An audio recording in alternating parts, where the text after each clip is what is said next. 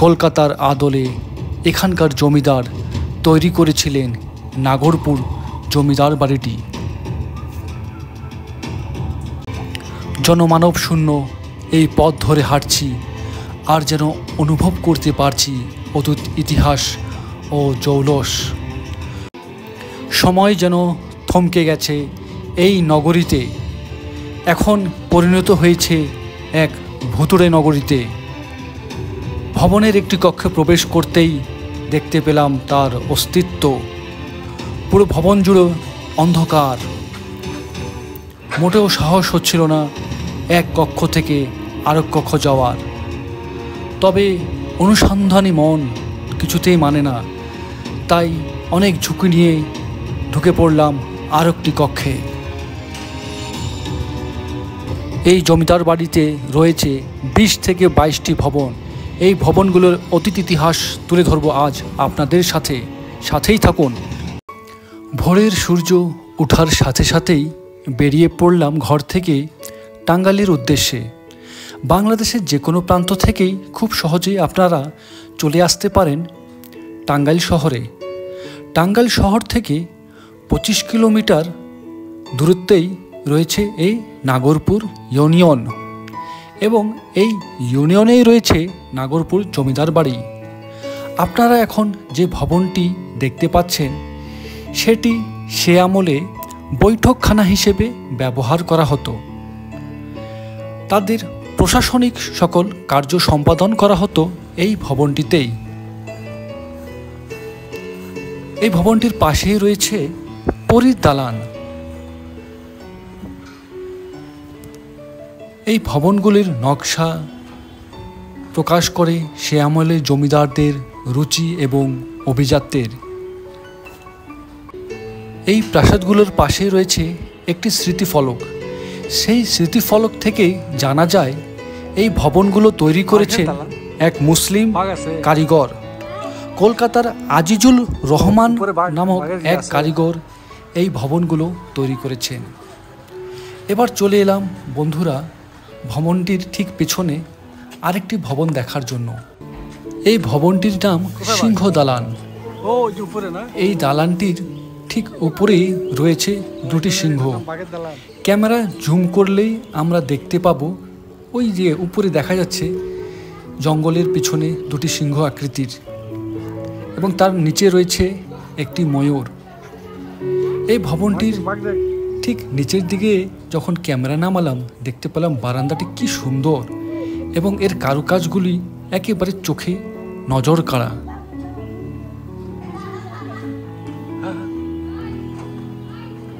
এখানে রয়েছে প্রায় 20 থেকে 22টি ভবন।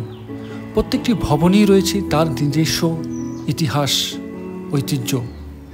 সবগুলি আজ তুলে ধরব আপনাদের সাথে।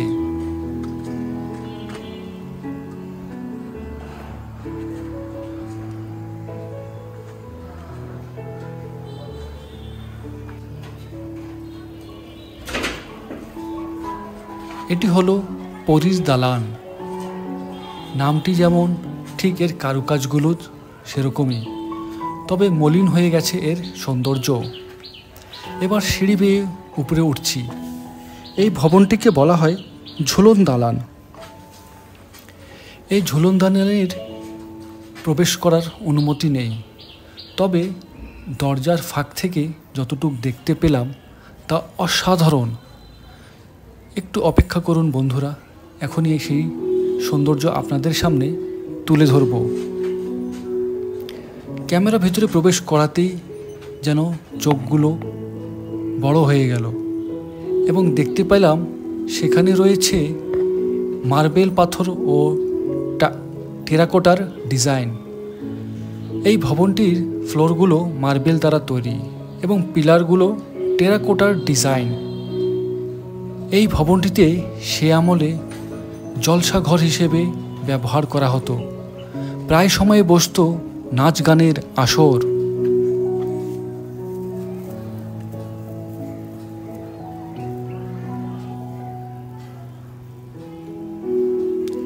এতগুলি ভবন একটি জমিদার বাড়িতে, খুব কম জমিদার বাড়িতেই রয়েছে। দেখুন বন্ধুরা, এই ভবনটির পিছনেও রয়েছে আরেকটি ভবন। এটি মূলত ঘোড়ার দালান বলা হয়ে থাকে। সে আমলে ঘোড়াগুলি এখানেই বিশ্রাম করত এবং অশ্বারোহীরা এই ভবনগুলোতেই থাকতেন। কতটা নান্দনিক এবং শৈল্পিক ডিজাইনগুলো চোখে পড়ছে। এসব দেখছি আর অভিভূত হচ্ছি, আর ভেতরে যেন এক প্রকার চাপাকান্না কাজ করছে, কারণ এত সুন্দর এই ভবনগুলো অযত্নে আর অবহেলায় জঙ্গলের ভাগাড়ে পরিণত হয়েছে। শুধুমাত্র এই ভবনটি সংরক্ষণ করা হয়েছে, ডিগ্রি কলেজ হিসেবে ব্যবহার করা হচ্ছে। এই ভবনটি অনেকটা মহেরা জমিদার বাড়ির মতনই এর ডিজাইন।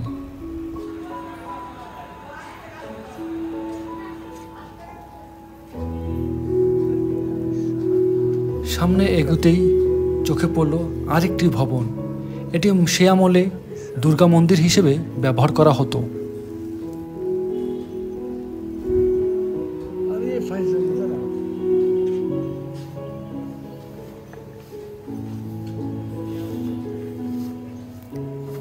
এই দুর্গা মন্দিরের সামনের যে ডিজাইনগুলো রয়েছে সেগুলো চোখে পড়ার মতন। নান্দনিক এর কারুকাজ, শৈল্পিক সৌন্দর্য যে কাউকে করবে মুগ্ধ।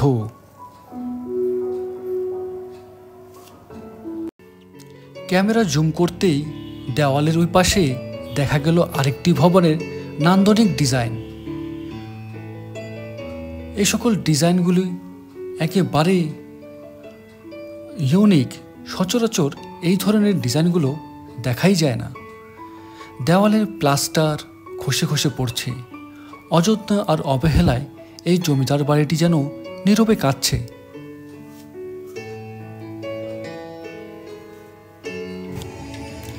এই জমিদার বাড়িটি পুরোটি জনমানব শূন্য এক ভুতুড়ে নগরীতে পরিণত হয়েছে। এর ভবনগুলির প্রতিটি কক্ষই যেন চিৎকার করে জানান দিচ্ছে অতীত ইতিহাসের কথা।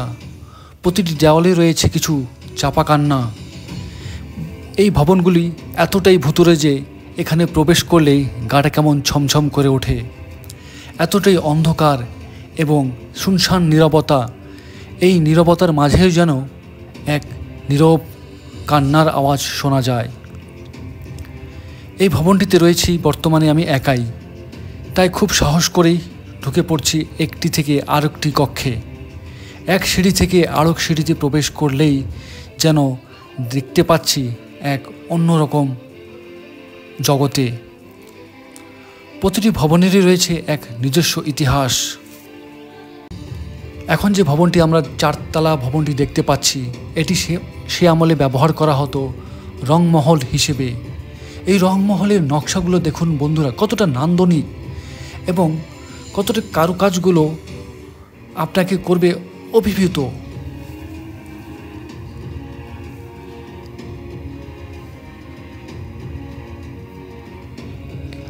এই জমিদার বাড়ি দিয়ে আপনারা কখনোই একা আসার সাহস করবেন না, কারণ এটা এতটাই শুনশান এবং জনমানব শূন্য যে এখানে হাঁটতে গেলেও বেশ সাহস নিয়ে আপনাকে এগুতে হবে।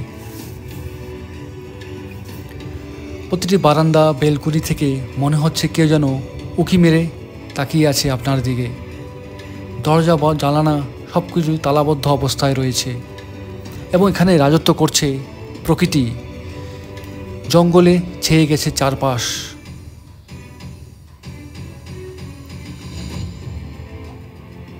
প্রতিটি দেওয়ালে এবং নকশার যে আমরা কারুকাজ দেখতে পাচ্ছি, এই সৌন্দর্যের আড়ালে রয়েছে কিন্তু কিছু ভয়ঙ্কর অভিজ্ঞতা। প্রতিটি কক্ষ থেকেই বাদুড়ে কিচিরমিচির শব্দ শোনা যাচ্ছে। পুরো নগরটি যেন এখন এক ভুতুড়ে নগরী।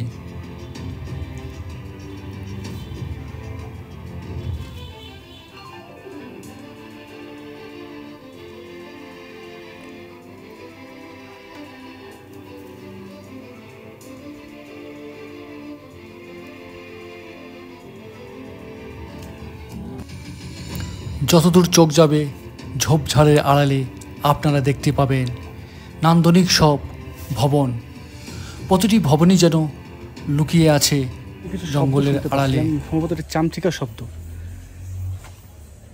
আপনারা একটু মনোযোগ দিয়ে শোনেন, তাহলে দেখতে পাবেন, শুনতে পাবেন চামচিকার শব্দ। আর পুরো ভবনটি দেখেন, একেবারে প্রাচীন স্থাপনা দিয়ে সাজানো, শুনশান নীরবতা, এজন্য ইতিহাস ব্যক্ত করছে প্রতিটি ধূলিকণা। দেখুন বন্ধুরা, কি সুন্দর এই ভবনগুলি অযত্ন আর অবহেলায় ঢুকছে, জঙ্গলে ভরে গেছে সমগ্র এই জমিদার বাড়িটি।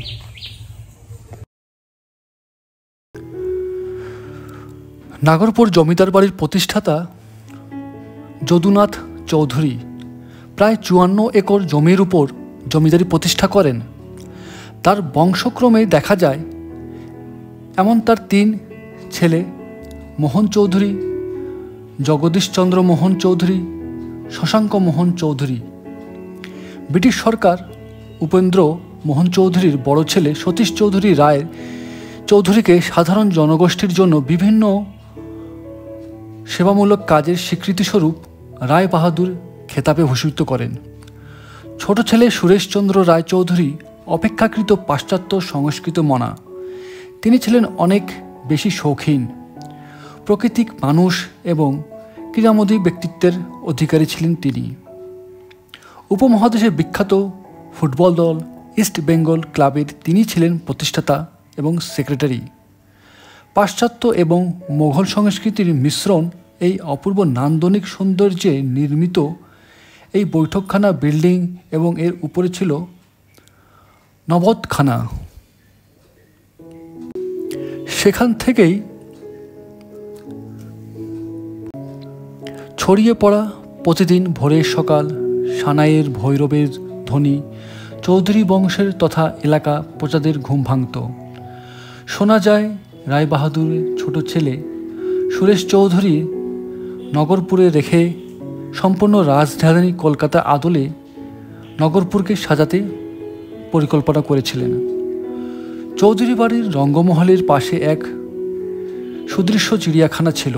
সেখানে শোভা পেত ময়ূর, কাকাতুয়া, হরিণ, ময়না। আরও শেষের দিকে শৌখিন সুরেশ চৌধুরী ইচ্ছায় চিড়িয়াখানায় স্থান করে নিল বাঘ এবং সিংহ। 1947-এর দেশ বিভক্তির পর একসময় তদানীন্তন সরকার চৌধুরী বাড়ির সকল সম্পদ অধিগ্রহণ করে। অট্টালিকাটি অভ্যন্তরের পুরনো কাজটি সুদৃশ্য শ্বেতপাথরের গড়া। বর্তমানে চৌধুরী বাড়ির এই মূল ভবনে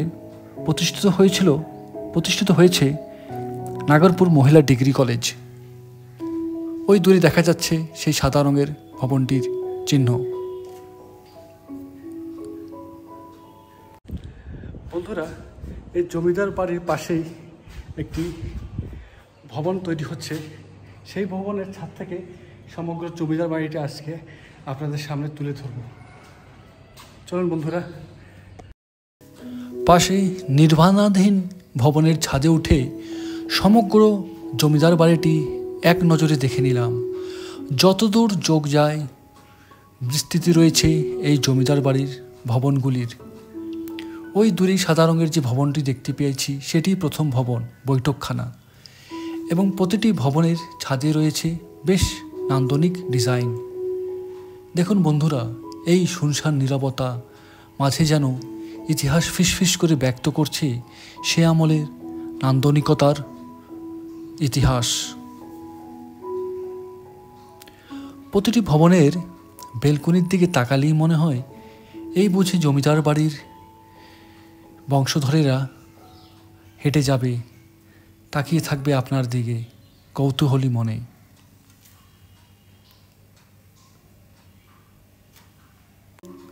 মেঘাচ্ছন্ন আকাশ, গাছপালা, জমিদার বাড়ি, এজন্য মনে হয় শিল্পীর হাতের আঁকা একটি ছবি।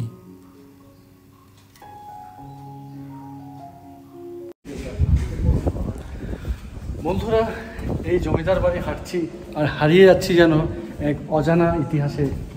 দেখুন বন্ধুরা, কি সুন্দরভাবে সাজানো গোছানোভাবে তৈরি করা হয়েছিল সেকালে এই জমিদার বাড়িটি। এই জন্য জমিদার বাড়ি নয়, এটা একটি আস্ত এক কলোনি। সংরক্ষণ আর রক্ষণাবেক্ষণের অভাবে দেখুন বন্ধুরা কীভাবে এই জমিদার বাড়িটা নষ্ট হয়ে যাচ্ছে। খুব খারাপ লাগে এই ধরনের ঐতিহাসিক স্থাপনাগুলো চোখের সামনে মাটির সাথে মিশে যাচ্ছে সেটা দেখে। তাই কর্তৃপক্ষের কাছে আকুল আবেদন হচ্ছে এই স্থাপনাগুলো যাতে সংরক্ষণ করার জন্য খুব শীঘ্রই উদ্যোগ নেবে। ধন্যবাদ। এই জমিদার বাড়িতে প্রতিষ্ঠিত মহিলা ডিগ্রি কলেজে শিক্ষকের সাথে আলাপ করে জানতে পারলাম বেশ কয়েক বছর আগে এই জমিদারের শেষ বংশধর যিনি দিল্লিতে বসবাস করেন, তিনি এসেছিলেন এই জমিদার বাড়িটি দেখার জন্য এবং তিনি এই প্রশাসনিক ভবনে একটি রাত যাপন করেন এবং কুশল বিনিময় করেন এই কলেজের অধ্যক্ষের সাথে। জমিদার বাড়ির শেষ বংশধর তিনি শুধু এসেছিলেন, বাকি সব বংশধরেরা থাকেন ইউরোপ আমেরিকায়। তারা এসে দেখতে পেয়ে মহা খুশি হয়েছিল এই জমিদার বাড়িটি এবং তারা বলে যায় তারা যেন জনসাধারণের জন্য এই জমিদার বাড়ি দুয়ার সবসময় খোলা রাখে, যাতে তারা দেখতে পায় এই জমিদার বাড়ির অতীত ইতিহাস জৌলস।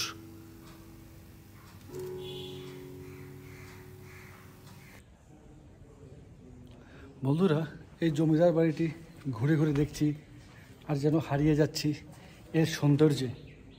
এখন আপনাদের নিয়ে যাব সে আমলে হয়তো এখানে পুজো করা হতো।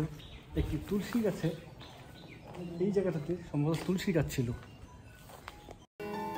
তুলসী গাছের পাশে একটি রাস্তা দেখতে পেলাম। সেই রাস্তা দিয়ে ভবনের ভিতরে প্রবেশ করতেই দেখতে পেলাম একটি সিঁড়ি বেয়ে উঠে পড়লাম ভবনটির অন্যান্য কক্ষ দেখার জন্য।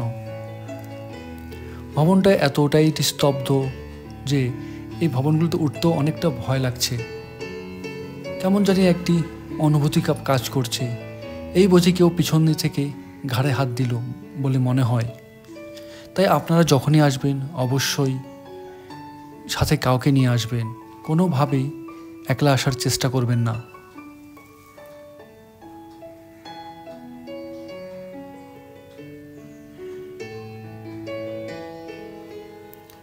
অযত্নে আর অবহেলায় এই জমিদার বাড়ি যেন এক ভাগাড়ের স্তূপে পরিণত হয়েছে।